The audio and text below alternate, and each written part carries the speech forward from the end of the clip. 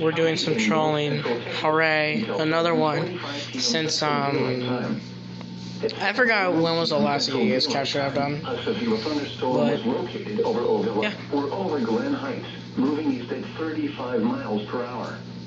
Hazard, 60 miles per hour wind gusts and half-dollar size hail. Source, radar indicated. Impact, hail damage to vehicles is expected. Expect wind damage to roofs, siding, and trees. Locations impacted include Dallas, Garland, Grand Prairie, Mesquite, Rowlett, DeSoto, Cedar Hill, Duncanville, Lancaster, Bulk Springs, Cedarville, Glen Heights, Red Oak, Hutchins, Cockrell Hill, Sunnyvale, Wilmer, Odilla. That's kind of sense to me, bro. This includes the following highways. To me, how you said it, bro? 35 in between mile markers 411 and 428. Interstate 20 between mile markers 459 and 484. Interstate 30 between mile markers 42 and 64. Interstate 45 between mile markers 267 and 284.